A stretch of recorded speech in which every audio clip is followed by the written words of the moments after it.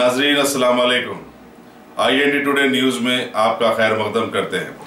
आइए देखते हैं ये तफसीलात। हमारे मुल्क के all India Muslim personal law board से हालिया दिनों में रुकन की हैसियत से निकाले गए तेज और तर्रार मौलाना सलमान नदवी ने फेसबुक पर एक वीडियो भेजकर आवाम को ये समझाने की कोशिश की कि फिलहाल वो अयोध्या मंदिर मस्जिद मसले से अलग हो रहे हैं और आगे वो सुप्रीम कोर्ट के फैसले का इंतजार करेंगे जहां इसका केस चल रहा है। उन्होंने आगे बताया कि अनकरीब वो अपनी एक अलग से एक नई सोसाइटी कायम करेंगे और उसके जरिए से अकेले ही अपनी आवाज आवाम तक पहुंचाने की कोशिश करेंगे। यहाँ पर यह वाजे कर दें कि सामान है 100 बरस का, पल की खबर नहीं। अल्हम्दुलिल्लाह रब्बिल आलमीन वस्सलातु वस्सलामु अला सय्यिदिल मुरसलीन मुहम्मदिन व आलिहि व सहबिहि अजमईन व बाद। तमाम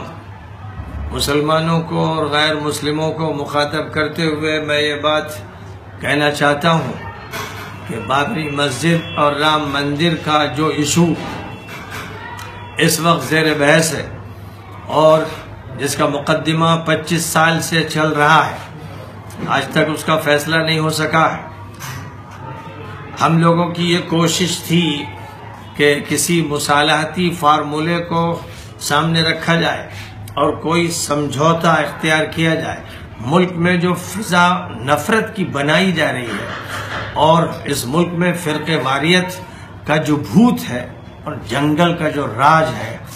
उसका इलाज सिर्फ इसी तरह हो सकता है कि हक पेश किया जाए, सच्चाई बताई जाए, लोगों को इंसानियत के प्लेटफॉर्म पर जमा किया जाए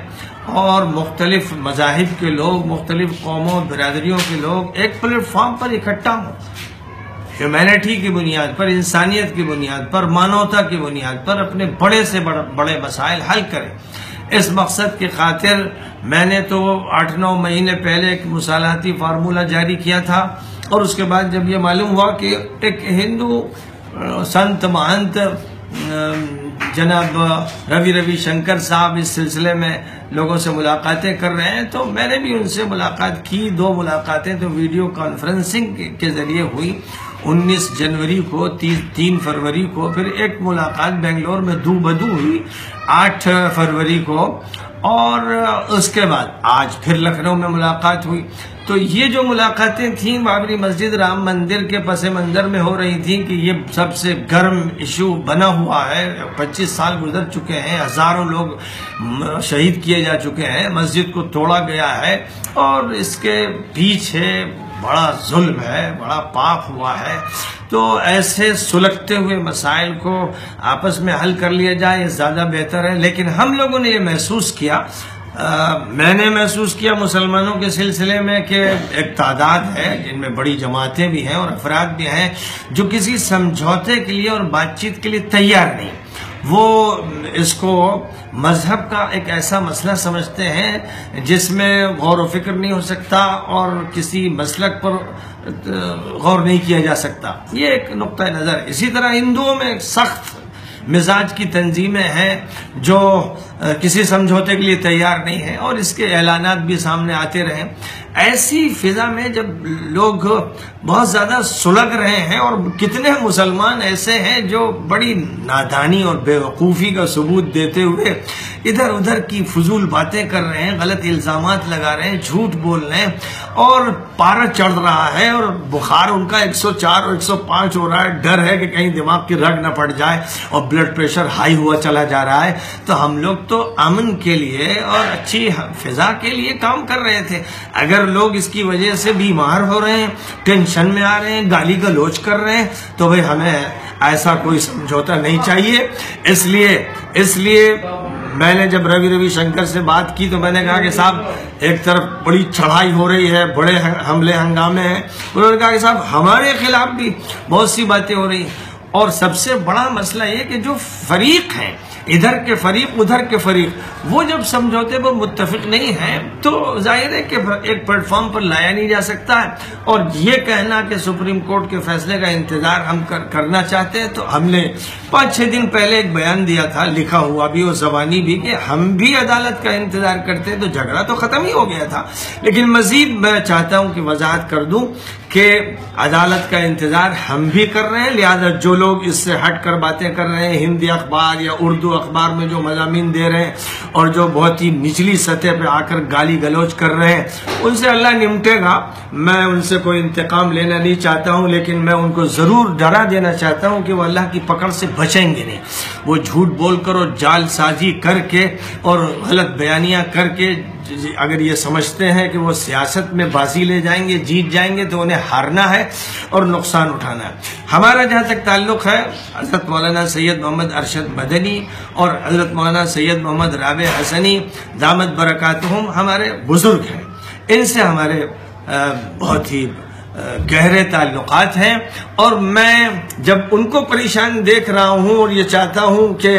وہ اس پریشانی سے نکلیں، تو اس لیے میں یہ چاہتا ہوں کہ پھر مزید اس کو مکرر سے کرر ذکر کروں کہ عدالت ہی کے فیصلے کا انتظار ہوگا، باہر سے کسی جلد بازی میں فیصلہ نہیں کیا جائے گا، اور جب فریق ہی نہیں متفق ہوں گے تو فیصلہ کیا ہوگا؟ اس لیے جب مسلمانوں کی اکثریت اور ہندوؤں کی اکثریت ٹینشن میں ہے اور کسی سمجھوتے کے لیے تیار نہیں ہے، تو بابری مسجد، رام مندر کا ایشو ہم لوگ اپنے ایجنڈے سے خارج کرتے ہیں، اور ہماری جو گفتگو ہوگی، ہمارا جو بورڈ بن رہا ہے، ہیومینٹی ویلفیئر بورڈ، فلاح انسانیت بورڈ، یہ بین المذاہب بورڈ ہے۔ اس بورڈ کا نہ پرسنل لا سے کوئی لینا دینا ہے، نہ کسی اور تنظیم سے۔ اس ملک میں 1947 سے کوئی ایسی تنظیم نہیں بنائی گئی جس تنظیم میں تمام مذاہب کے لوگ سر جوڑ کر بیٹھے ہیں، اور جتنے بھی مسئلے ہوں، چھوٹے ہوں بڑے ہوں، سیاست کے ہوں ملت کے ہوں، ان سب پر آپس میں غور ہو، بھائی چارے کے ماحول کو قائم رکھنے کے لیے، امن کی فضا کو قائم رکھنے کے لیے یہ ایک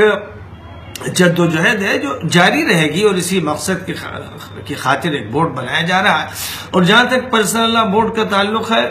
ان سے تو میرا یہ کہنا ہے کہ آپ کی صفوں کی تطہیر ہونی چاہیے، اور آپ معصوم نہیں ہیں۔ آپ نے جن لوگوں سے رابطے بنا رکھے ہیں وہ نہ مسلمانوں میں مقبول ہیں نہ غیر مسلموں میں مقبول ہیں۔ میرا ان سے کہنا ہے کہ اگر آپ اپنی تطہیر کے لیے تیار ہیں، آپ اویسی کو باہر کیجئے، ورنہ آپ ان کے سیاسی ایجنڈے میں شامل سمجھے جائیں گے۔ آپ ان کے سیاسی مرکز میں پروگرام کر رہے ہیں، اور وہ جس انداز سے گفتگو کرتے ہیں، ان کا جو تعارف ہے وہ اچھا تعارف نہیں ہے۔ ہر جگہ کے مسلمان پریشان ہیں کہ وہ وہاں جا کر ووٹ بانٹ دیتے ہیں، یہ ان کا تعارف بہار میں، یہ ان کا تعارف یو پی میں، یہ ان کا تعارف کرناٹک میں۔ کرناٹک کے سارے مسلمان پریشان ہیں کہ وہ آ کر اب ہم لوگوں کو نقصان پہنچائیں گے،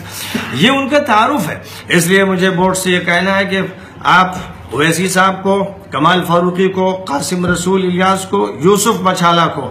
جن کا عقیدہ رسالت اور نبوت قابل قبول نہیں ہے، جو بھی ان کے یہاں نقطہ نظر ہیں وہ اسلام میں قابل قبول نہیں ہے، اس لیے ان لوگوں کو اگر الگ کیا جائے تو میں بورڈ میں واپس آ سکتا ہوں، اور بورڈ کو اس کی ضرورت نہیں ہے، مجھے اس کی ضرورت ہے، لیکن بہرحال میرا مطالبہ ہے کہ ان لوگوں کو علیحدہ کیا جائے، تطہیر بورڈ کی جائے، اور بورڈ میں جو کمیاں ہیں ان کو دور کیا جائے، اور عدالت پر جو بجٹ خرچ ہو رہا ہے اس کو کنٹرول کیا جائے۔ اور بہت سی تفصیلات ہیں کہ بابری مسجد، رام مندر کا کیس صحیح طور پر نہیں دیکھا جا رہا ہے، اور جناب شاہد رضوی صاحب اس کو دیکھ رہے تھے، انہوں نے خط لکھا کہ میں اس مقدمے کو نہیں لڑوں گا۔ بہت سی تفصیلات ہیں، تو بورڈ کو اپنی تطہیر کرنی ہے۔ اگر بورڈ اس کے لیے تیار ہے تو ظاہر ہے کہ میں 32-33 سال سے بورڈ میں ہوں، اور بورڈ کے اتار چڑھاؤ کو دیکھا ہے، اور لاکھوں کے مجموعوں کو میں نے اس وقت خطاب کیا ہے جب اس وقت کے موجودہ لوگوں میں سے کوئی نہیں تھا۔ تو بہرحال میرا بورڈ سے یہ کہنا ہے کہ اب آپ اپنی صفوں کی تطہیر کیجئے۔ میں نے تو آپ کے حق میں اعلان کر دیا، یعنی مولانا ارشد مدنی اور مولانا سید محمد رابع حسنی جو ہمارے بڑے ہیں، بزرگ ہیں، ہمارے گویا پیر و مرشد ہیں، میں ان کا خیال رکھتے ہوئے کہ ان کو پریشانی نہ ہو یہ اعلان کرتا ہوں کہ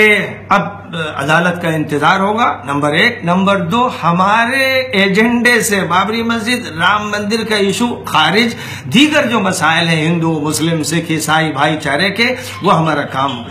ہوتا رہے گا، وہ ہمارا مشن ہے، وہ ہمارے دین کا تقاضا ہے، قرآن اور حدیث یہی کہتے ہیں۔ اس لیے ہمیں انبیائی اس مشن پہ قائم رہنا ہے اور سب کے سامنے اسلام کا صحیح تعارف پیش کرنا ہے اور پوری انسانیت کو جوڑنے کی مہم لے کر چلنا ہے، جس کے لیے 8 مارچ کو ہماری ایک پریس کانفرنس ووٹ کے سلسلے میں ہوگی، جو انسانیت کے مقصد کی خاطر قائم کیا گیا ہے، اس نہج پر اب کام ہوگا، جس میں ممبر ہوں گے ہمارے ہندو بھی، سکھ بھی، عیسائی بھی، بدھ بھی، جینے بھی۔ ایسا کوئی بورڈ اب تک ہندوستان میں نہیں قائم کیا گیا، اور یہ حلف الفضول کی ترجمانی ہے جو نبی پاک علیہ السلام کی ایک سنت ہے، اس کو پھر سے زندہ کرنے کی ضرورت ہے۔ اس لیے تمام مسلمانوں سے کہتا ہوں کہ اپنی بے چینی ختم کیجئے، بلڈ پریشر آپ کا ہائی ہو گیا ہے اس کو معتدل کر لیجئے، بخار بہت چڑھ گیا اس کو 99 پہ لے آئیے، اب ٹھنڈے ہو جائیے، اور جنہوں نے گالی گلوچ کیا ہو اور علماء کی شان میں گستاخیاں کی ہوں وہ جلد از جلد توبہ کر لیں، قبل اس کے کہ خدا کی پکڑ ہو، مواخذہ ہو، اور آخرت میں پھر ان سے پوچھا جائے